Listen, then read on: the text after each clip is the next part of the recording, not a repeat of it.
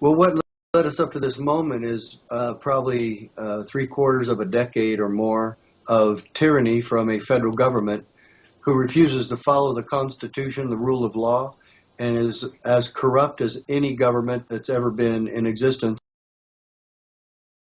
We had Sheriff Richard Mack on this program 2 or 3 days ago, and he, who founded the Oath Keepers, and he said, no, we're not supporting these guys. And we've come full circle, and if you go back in time and study American history, you'll see that our government is just every bit as out of control as the Parliament and King of England were back in 1776. This government of ours no longer respects the Bill of Rights. It does not respect land rights. It does not respect the Second Amendment. And everything that the Founding Fathers established for this country is now being trampled upon and destroyed by our own federal government.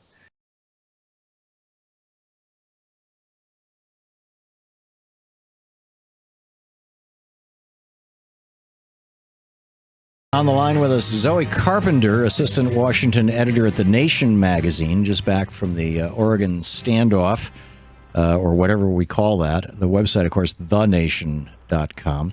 You can tweet Zoe at ZOES Carpenter or at The Nation. Zoe, welcome to the program. Thanks for having me, Tom. Thanks for joining us. So why aren't the Bundy militia being arrested?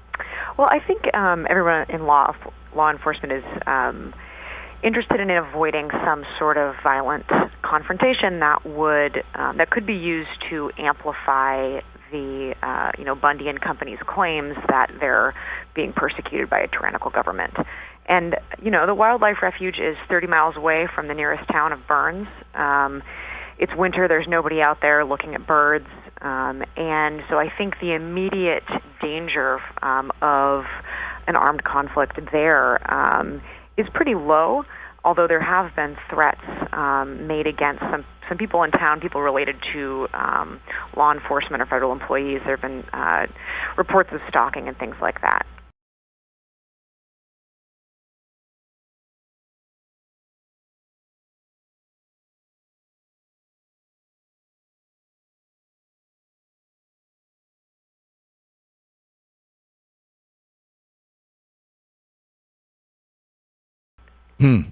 So, wow. Is it true that that Harney County, there's fewer than 10,000 people in that county. It's mostly poor, white, and conservative. And I understand that not one single person from the county has joined the Bundy militia. Is that the case? That was what I was told by Ammon Bundy himself on Monday. Ammon is one of the leaders of this group. And he chalked that up to the cold weather. He said, they're just more comfortable in their houses. But really, the sense that I got from talking with people in town is that even if they supported some of the claims that are being made by the Bundy militia, such as claims to that land, claims that the federal government is making it harder for ranchers and other people in that area to survive, they didn't agree with the tactics. Right. The militants are mostly from out of state, and none of them are from Burns, as far as I could tell, as of Monday at least. And so people in town are wondering what the heck they're doing there. Yeah. How do you see this thing playing out? What are you hearing from law enforcement, and why is it that the FBI is letting people come and go from that site? It seems that if the goal is to ultimately arrest people for trespassing, that when they leave to go get supplies, you would stop and arrest them individually, one at a time, as they leave the place to go into town to buy food and things. That's a really good question. I'm not in Burns anymore, so I don't have the latest directly from law enforcement. I have heard that they are working on a solution, but they haven't released any details. So I'm not sure if they're waiting to have some sort of grand strategy in place for a resolution before they start arresting people.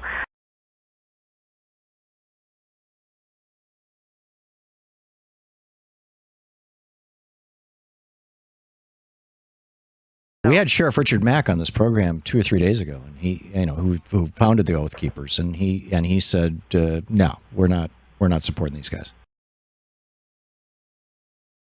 About an hour later, I get a call from Ammon Bundy, and he tells me that They've taken over the federal building out at the Wildlife Reserve in Burns, Oregon. That's about all I know. I have talked to Ammon since then, and I will tell you this. The media who wants to brand and label Ammon Bundy as a nut extremist, that is a lie. I don't agree with what Ammon's doing. I've told Ammon so. But Ammon Bundy is a good friend of mine. Mm-hmm. He is a good person. He is a good man. And you talk to anybody who knows him, they'll tell you the same. You are listening to Joshua Cook of TruthandMedia.com. Sheriff Mack. A lot of you guys know Sheriff Mack as a constitutional sheriff, a former sheriff, and some say that he was the best sheriff in the USA. So right now, he is the founder and president of the Constitutional Sheriffs and Peace Officers Association. Sheriff Mack, thank you so much for coming on the Truth and Media. Well, that's all right, Josh. Thanks for having me. I wanted to get your take on it because, as you know, what's in the news right now is really honed on what's going on in Oregon as far as the what happened to the Hartmann family. Mr. Hartmann, of course, is in jail, and that triggered lots of the events. But I wanted you to kind of give us an update about what's going on because you were on the ground. So kind of walk us through briefly what led us up to this moment and what is the media getting wrong in this story? Well, what led us up to this moment is probably 3/4 of a decade or more of tyranny from a federal government who refuses to follow the Constitution, the rule of law, and is as corrupt as any government that's ever been in existence, including the government of King George III, against whom we fought a war to separate ourselves. And we've come full circle, and if you go back in time and study American history, you'll see that our government is just every bit as out of control as the Parliament and King of England were back in 1776. And so this country, wrong term, this government of ours no longer respects the Bill of Rights. It does not respect land rights. It does not respect the Second Amendment. And everything that the Founding Fathers established for this country is now being trampled upon and destroyed by our own federal government. And that's what's really brought us to this point. Specifically speaking of the Hammonds, they have been victimized by our own federal government. They have been prosecuted erroneously and pursuant to a corrupt Justice Department and corrupt federal bureaucracy that is spinning out of control and has been for the last 50, 60 years. But specifically the Hammonds, about 13 years ago, were doing a controlled burn on their property to get some juniper trees out of the way because they can take over your land, and they were just doing a normal routine burn. The wind picked up and accidentally caused a fire on some neighboring land that supposedly the federal government thinks they own. And it was an accidental burn, yet the federal government charged the Hammonds with arson. Now, I know enough about the law. Arson has to be intentional. You have to prove intent to commit arson and to commit this crime. So anyway, ridiculously, they were charged and found guilty, and they have paid a $400,000 fine and spent the son and the father, Steve and Dwight Hammond, spent about a year in jail, in prison. Then the federal government wants to buy their land.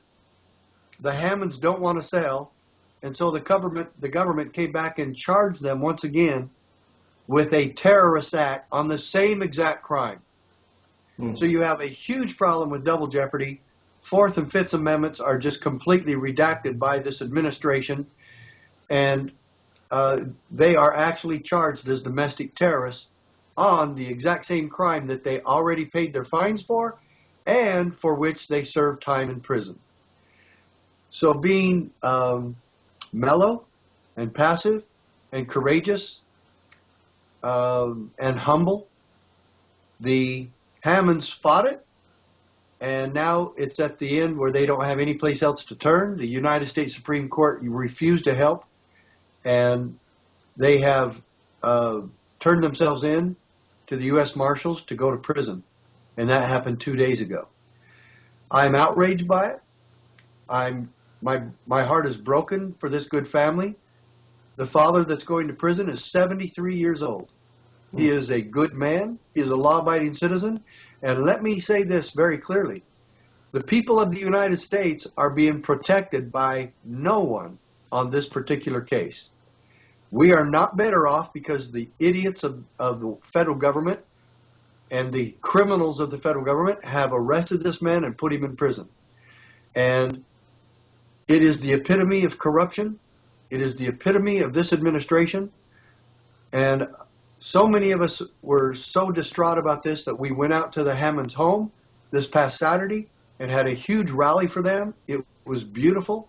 It was spectacular in some cases when you got up close to the hill towards the Hammonds' home, looking back down the street for about 2.5 blocks. The entire street was full of people with flags and signs and the spirit of 76, if you will, marching up there for freedom.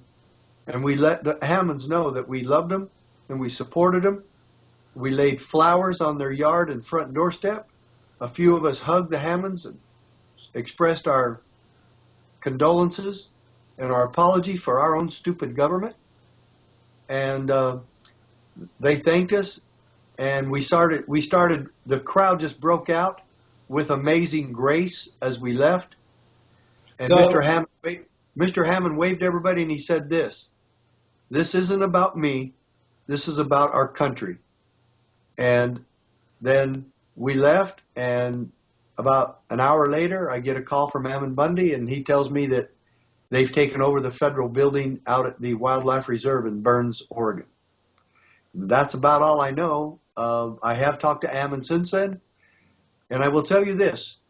The media who wants to brand and label Ammon Bundy as a nut extremist, that is a lie. I don't agree with what Ammon's doing. I've told Ammon so. But Ammon Bundy is a good friend of mine. Mm-hmm. He is a good person. He is a good man. And you talk to anybody who knows him, they'll tell you the same.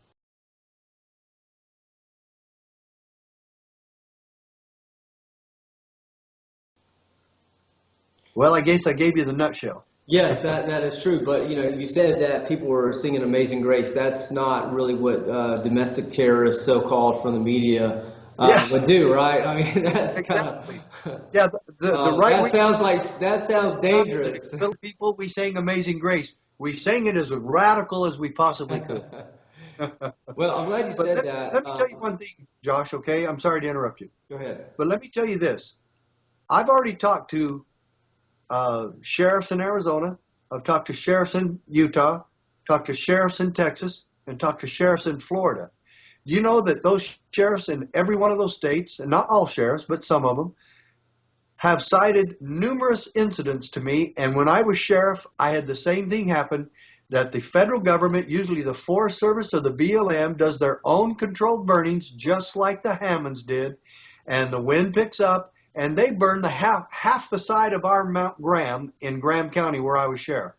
And nobody got fired, and nobody got charged with arson, and nobody paid any fines, and these people are never charged with terrorist acts, and yet what happens?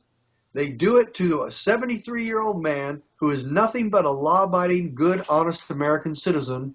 And this is what our government does. And it's ruthless, and it's about as corrupt as it could possibly be. And every sheriff now in this country needs to start filing charges against federal officials who do the same thing and charge those people with domestic terrorism and arson and put them in prison just like they did the Hammonds.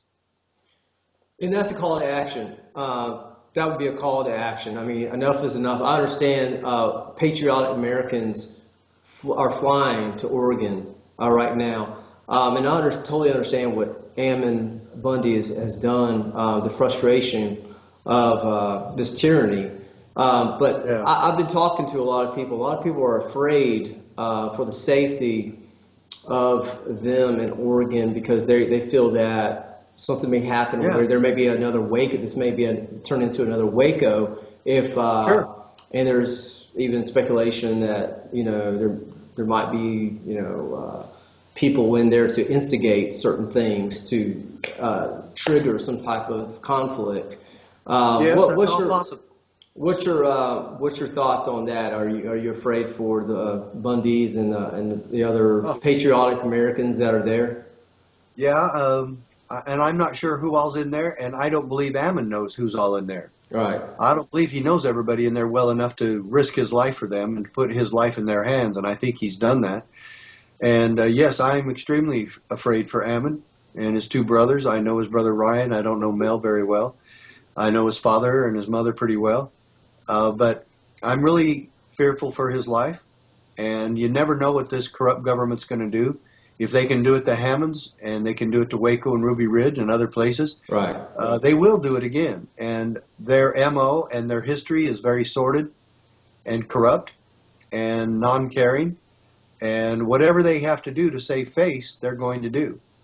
And the scary thing I fear also is that there's just no way that the federal government can allow Ammon and the other people therein to win this. They can't allow him to have a victory on this. Right.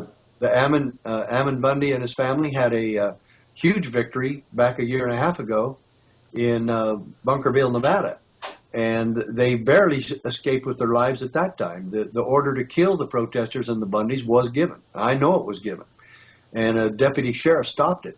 And I'm going to tell you, I got to do a shout out for Lou Dobbs, because this past Monday night, Lou Dobbs did a fantastic story about this, and he knocked it out of the park, and he was exactly correct. And you know what he said is the real problem here? He says, we all know the federal government's corrupt. We know they're going to do things like this, but the elected officials in Oregon should have stopped it. Right. And the sheriff of Harney County should have stopped this, and the county commissioners and the county attorney and the senators and congressmen from Oregon and others should have stepped up, the governor, and they should have made sure that this innocent family did not have their rights violated by the federal government. And for anybody to think that we can't stand for freedom and stop a government from doing these sort of things needs to read the Declaration of Independence, because this is exactly what we should be stopping. And I understand the frustration that Ammon Bundy has experienced, and I feel the same way he does, but I just don't agree with this tactic. I don't think it can win. And I fear for his family and himself. What should the grassroots people all over this nation, what can they do to try to demand the release of the Hammonds? One thing, I want you to call your sheriff and demand that he charge any federal official with the same crimes that the Hammonds got, and then call all public officials, the governor's office, and any elected officials that you know in Oregon, especially the sheriff, and encourage him to do his job and say, look, your job is to protect people from all enemies, both foreign and domestic. So how about all criminals, foreign and domestic? And to have a sheriff say, oh yeah, well, I'll protect you from street criminals and rapists and murderers, but I won't protect you from any crime the federal government commits. That doesn't make any sense at all. To whom can the people turn for peace, safety, and liberty when government becomes out of control and corrupt? If it's not your local officials, and especially your sheriff, who swore an oath in God's name to That's uphold and right. defend the Constitution, where else can we go? And that's exactly what our CSPOA does. And we would love people to get behind us there, too. Become a member of the CSPOA at cspoa.org and help us in this battle for freedom. And this still is, our solution is still effective and peaceful. And that's why we want you on board. Wouldn't it be more factual or whatever the word is, higher journalistic integrity or whatever, to refer to these guys as white right-wing militias rather than just right-wing militias? Because these are basically, well, I've never seen a person of color in any of these things.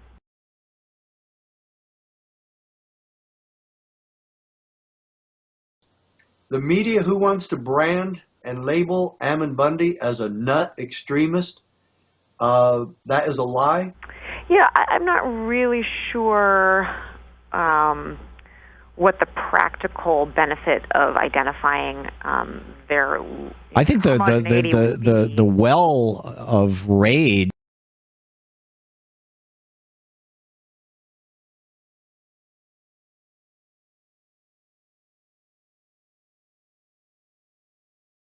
that is animating, I think, a majority of these people is racism. I grew up in Michigan. I knew some guys who are part of the Michigan militia right now, or at least were a decade ago, and they're white racists. Mm-hmm.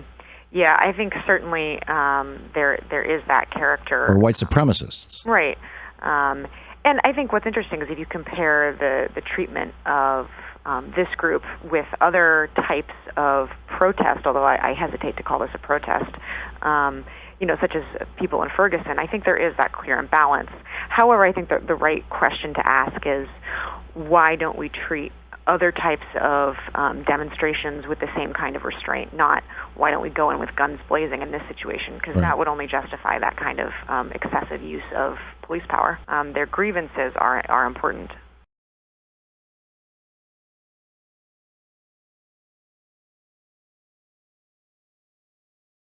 Right. A good first step would be to put our economy back together, right. Stop our crazy trade policies, bring our factories back, give people, an economy that works. But that's a whole nother rant. That's the.